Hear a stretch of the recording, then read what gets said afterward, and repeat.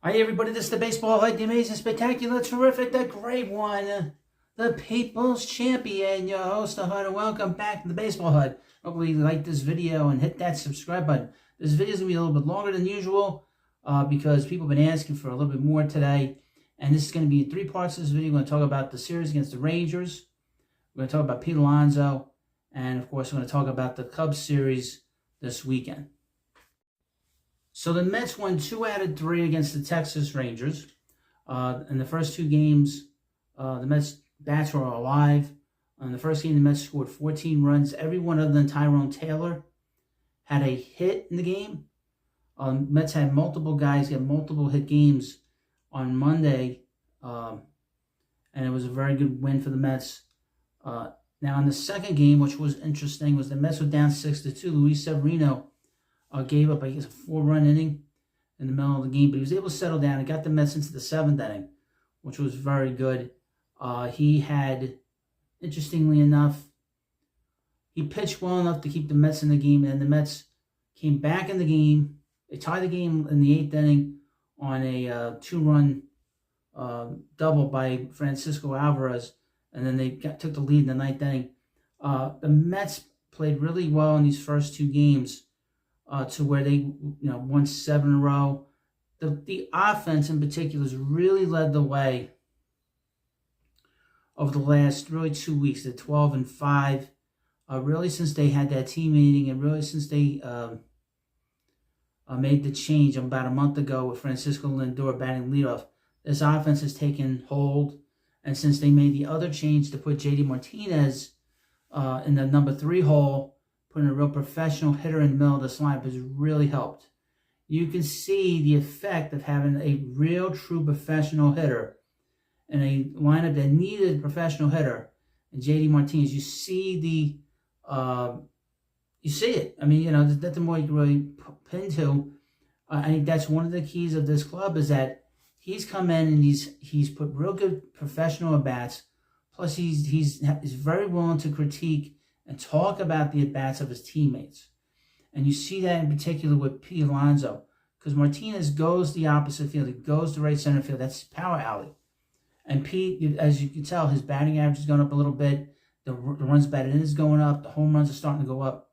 So, Martinez in this lineup has had a very positive effect on this club, in particular with the right-handed hitters on this team. Starling Marte has been red hot. He had a big hit on Wednesday. Had that RBI double to tie the game in the 4th inning. Now, in the third game, Sean Manaea struggled. I mean, absolutely struggled. He got squeezed on the 3-2 pitch, on the 3-1 pitch the 2-2 pitch to Josh Smith, and then he walked him. Then he was all over the place. He was just all over the place. He gave a run, but he threw 36 pitches. And then after that half inning, in between the innings, while he was sitting, Carlos Mendoza had a long discussion about him, or towards him, and told him, look, you got to pick up the pace, just gut it through. And he did. He pitched really well. And he didn't give up a hit. He gave up a hit until the 6th inning. And then he sort of was going to the lineup a third time. He struggles, as you know, if you follow the Mets. He really struggles third time to the lineup. But he went 5 2/3 innings, gave 2 hits, 3 runs, 3 were earned, 3 walks, 6 strikeouts. And only threw 95 pitches, which wasn't bad for a 5+ inning outing for him. And considering where he started, that's pretty damn good. Now, the problem now with what happened in this game is the Mets did not get enough offense, but we'll get to that momentarily. The pitching, the bullpen. Something happened with Sean Reed-Foley in the 6th inning where he was not throwing hard. He was really struggling to get the last out in this inning. He's the one that gave up the inherited run. He walked the batter in this inning, and he struck out the final out in that inning. But the 18 pitches that he threw was a real struggle. 18 pitches was a real struggle for him. And I wonder if there's an issue with his arm. We know 2 years ago he was pitching and he blew his arm out as a result of throwing. So hopefully there's no issue with his arm because he's pitched really, really well for the Mets. Now we get to Drew Smith, who we've seen this story before. He'll come in, walks, home runs. Those are some of the things that we have seen in the years that he's been here with the Mets. He'll walk batters, he'll give up home runs, key home runs. And that's what he did in this inning. He gave a home run to one of the worst hitters on the Rangers, and Leody Taveras. I mean, to give up a home run to Taveras, and obviously he has not pitched well. I mean, over his career with the Mets. I am not a big fan of his. I know a lot of people are not too enamored with him. And what's interesting is that the Mets sent down Danny Young, and the Mets could use another lefty in their bullpen, because I'm not a fan of Jake Diekman. Danny Young did not deserve to go down to the minor leagues. Now, we know that Smith is on the last year of his contract, but I was very surprised that the Mets didn't non-tender him in the offseason, just due to the fact he's been here a long time. It's the way he has pitched, he's not progressed. He's not gotten better. He pitches well enough, and then he pitches well enough to lose. I mean, that's how he's pitched all these years. And the Mets have played so well, you kind of would kind of move on from a game like this. But this was a headache. This game was a headache. That seventh inning that he pitched was a real headache because it's just the same garbage in, garbage out kind of inning for Drew Smith. I would mention about in the eighth inning, Adrian Hauser came in. He's pitched really well out of the Mets bullpen. So we got to give him kudos because he had not pitched well in the Mets starting when the Mets had him in the rotation. Okay, let's get down to the lineup. They only had 5 hits in the game. The Mets. I mean, the 2 big hits in this game was the fourth inning double by Starling Marte, where he drove in Brandon Nimmo. Brandon Nimmo got on base with a double. But aside from that, and the 2-run home run by Pete Alonso in the 6th inning, which put the Mets in the lead again. The Mets had some very difficult at-bats in this game.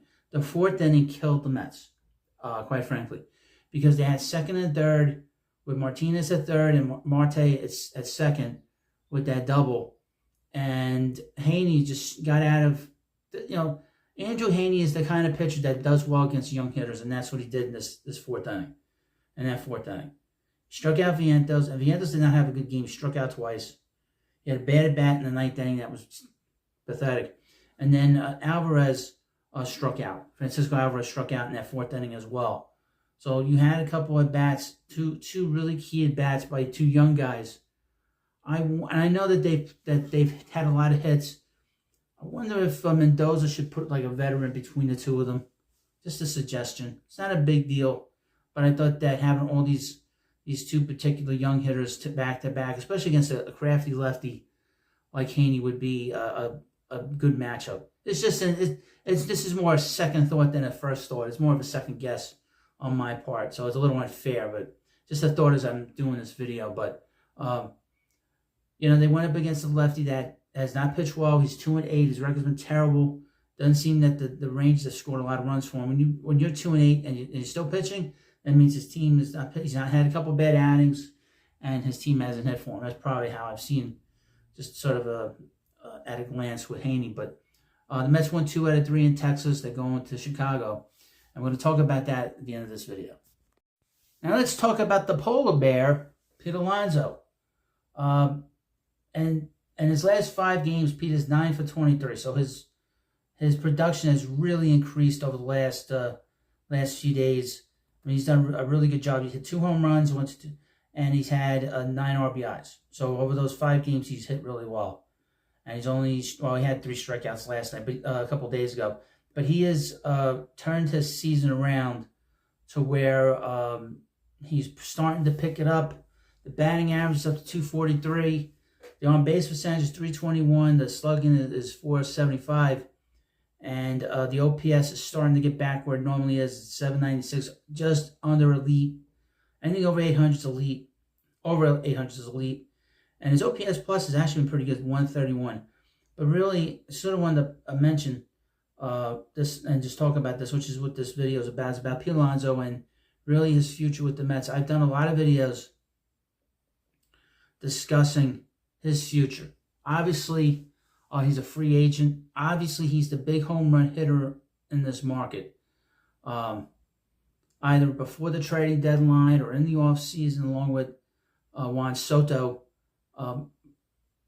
And there's going to be more discussion now between now and the next 6 weeks as we get closer to the trade deadline, which is July 30th. But his value is kind of a murky thing. And it's murky because his value is much higher with one particular team than he is with any other team. His value with the New York Mets is much, much higher than it is with any other team, quite frankly. He's a homegrown Met. But more importantly, the Mets, if were to trade him, they would never be able to get the kind of player that we think the Mets deserve to get. He's not a shortstop. He's not a center fielder. He's not a pitcher. So he's not going to command the kind of return that other players will get. He's going to be 30 years old at the end of this season. He has hit over 208 home runs in his career. He has a very good shot at hitting 500. Very good shot. He's led the league in home runs, led the league in RBIs. He's hit the most home runs since 2019. His numbers are comparable to Ralph Kiner, comparable to Harmon Killebrew, comparable to Jimmy Fox. These aren't Albert Pujols, just in terms of the home run totals and the RBI totals. So he is way out in front in terms of numbers that are extremely impressive. Now, obviously, people bring up the fact that he's a 250 hitter. There's a lot of people, especially Met fans, that are completely traumatized from the 70s with Dave Kingman.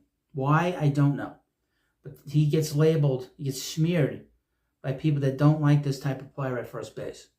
I would mention this as a sort of a way. Most first basemen are more like Pete Alonso than they are like Keith Hernandez. Keith ruined the whole generation of Met fans thinking that all first basemen were like Keith or John Olerud. But Pete's value to the Mets is he is the face of the Mets. And you'll never be able to get the kind of value in terms of as a player that you'll get. The Arizona Diamondbacks traded Paul Goldschmidt a few years ago. Last year, the last player that was acquired in that deal was designated for assignment. None of the players that were acquired by that were sent by the Cardinals to the Diamondbacks did much for the Diamondbacks. And you're talking about a Hall of Fame first baseman in Paul Goldschmidt. And you see that value is not as great as you would think. Now, people say, people have been writing to me, get Hall for Pete. No, you're not. You're not going to get anything for Pete. And any team getting Pete will be getting a 30-year-old first baseman who will be on the backside of his career. And you say, well, wait a minute. The Mets are going to be getting that, but it's different. He's been with the Mets all these years. There's a lot here. Everything is here. It's built here. He'll have to start fresh, and he'll have to sort of prove to everybody in a new market that his value is as high as his contract will be. Now, he's going to be looking for a lot of money. It's going to be very interesting which team's going to be looking at him in this offseason. I would think the Yankees are probably going to be looking at him. This thing with Anthony Rizzo, they don't have a first baseman right now with Rizzo and his injury to his what the hell his arm, broke his arm, but he is going to have value to teams. But how much are these teams going to pay Pete?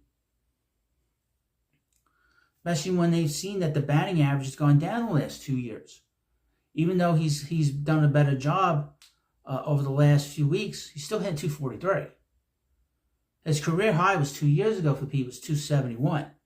So 217 and 243, that's a decline. And I've said on multiple videos that his batting average is an indication, especially with a power hitter, that the bat is starting to slow down a little bit.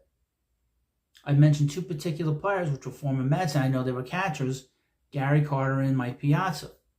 Their batting averages started to decline around, specifically Gary Carter, around the same age. Now, obviously, with the wear and tear of being a catcher, that kind of adds in. But you saw with Mike Piazza, as his career at the Mets rolled on, the batting average started to drop. It went from a guy that was hitting 340 something to 290 something to 270, 260. So you see this decline. That's an indication that a bat is getting slower. I don't know if his bat's getting slower, but that batting average indicates to me that there is a bit of a decline. But I hope he finishes with a higher average than he did 2 years ago, or equals it to 2 years ago, which was 271. But those are numbers to keep an eye on. It's makes me very concerned. But like I said, the value here is much higher for the Mets because, first of all, he'll be getting close to breaking Darryl Strawberry's home run record, getting close to breaking David Wright's RBI total. Those are things you cannot sort of brush off because there's value to that. There's money in that, and other things down the line. Maybe the Mets in the future get to the World Series. Maybe Pete gets in the Hall of Fame. The worst thing that can happen is Pete hits 500 home runs and gets in the Hall of Fame and he doesn't finish his career here. We've seen plenty of players start their career here and go somewhere else and have big careers. We don't want to see that. We try to cut that down, especially with a guy that's numbers are comparable to a guy like a Ralph Kiner. But just want to say that that's how I feel. And I'll do videos on Pete getting traded somewhere. I've done plenty of that on baseball too. But that's the value of having a player that's homegrown, finish his career here, break all these records that he's been breaking. He owns the Mets' all-time home run number for a season, has the most RBIs in a season. He's done a lot here. And he could do more if he stays here. So that's the value of keeping Pete Alonso. And finally in this video, let's talk about the Mets playing the Cubs this weekend. They'll be playing the Cubs in a 3-game series, Friday afternoon, Saturday afternoon, and Sunday night on ESPN. The first 2 games will be 2:20, and the third game will be, I guess, at 7:05, 7:10, or whatever. I don't remember what times they play the ESPN games. But the only really interesting game will be on Friday because the Mets will be going up against Shota Imanaga at Wrigley Field. The Cubs so far have not announced the starters for Saturday and Sunday. The Mets will be sending, like I said, Jose Quintana against Shota Imanaga and Tyler McGill for Saturday, and David Peterson, just see the number here, the time here, 7:10, and they have not posted the pitching. So I don't know who's going to start for the Cubs. Now, the Cubs are 3 games under 500, as the Mets are. They played a couple more games than the Mets had. The Mets are 35-38. The Cubs are 36-39. Just looking at their numbers, it seems like their offense has really struggled. It's been rather pedestrian from what I can see here. Christopher Morel has the most home runs for the Cubs, but he's at 197. His OPS plus is 90, not great. I know Cody Bellinger has been hurt. He has only 9 home runs, 33 RBIs, very different than his comeback player of the year last year. Michael Busch, the best offensive player, only has 9 home runs, 26 RBIs, nothing to write home about. The guy with the highest WAR is Ian Happ. Another guy with 9 home runs, 38 RBIs, 238 batting average. Nothing really to write home about. The pitching, what's interesting about the Cubs pitching here is that the starters have been really good. Javier Assad has been 4-2 with a 2.75 ERA, 78 2/3 innings, 79 strikeouts, 32 walks. It's a little high with the walks, but that's not too bad. Shota Imanaga has only walked 11 batters, which was his reputation in Japan. He's a guy that is not really, doesn't walk anybody, he gets ahead in the count. We saw him a couple months ago at Citi Field. He is the real deal. That is without a doubt. He is the real deal, folks. And he doesn't give up home runs, which is great for that ballpark. Strikes out, batter per inning.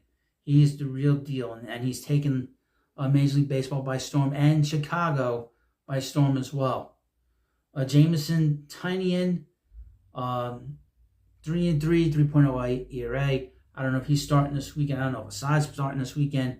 Justin Steele, Again, he's had 10 starts. He hasn't won a game. 3.16 ERA. He's pitched pretty well, pretty good. Kyle Hendricks is coming out of the bullpen. He's been a little bit of both. He hasn't pitched well.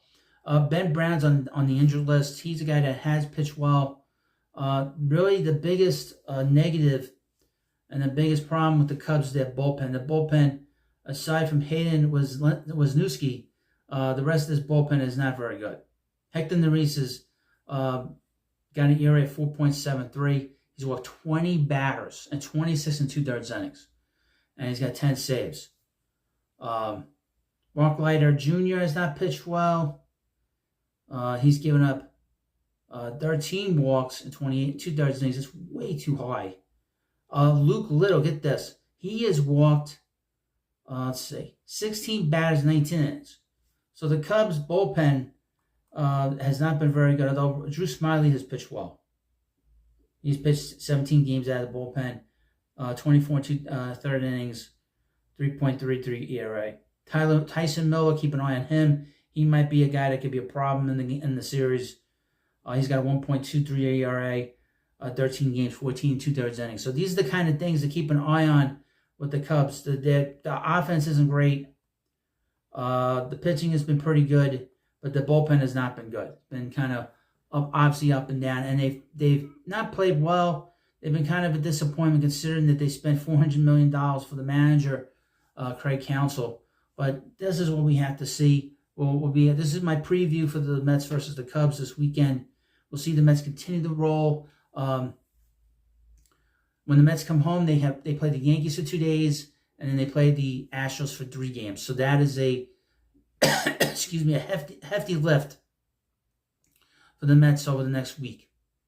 Next 8 games. That's a very heavy lift going into the 4th of July. So we'll see where the Mets are at after this series, and obviously we'll see where the Mets are at when they're done with the 5 games against the American League when we come back home to watch our team play at Citi Field. But let me know what you think about this video, and of course, please subscribe to Baseball Hut. I have memberships here. We have products here you need to check out. I'm getting a hat here. I'm going to do something special with that. Hopefully you'll be interested in that. And of course, thank you for watching. Most important thing I need, want to send me a super thanks, send me a super thanks. I'll try to do these longer videos if I can at some time today. But thank you for watching. Have a good day. And of course, don't forget the Mets are off today. So what I was going to do, watch my video, have a few laughs. Just to laugh at me is fine. And thank you for watching, and I'll see you later.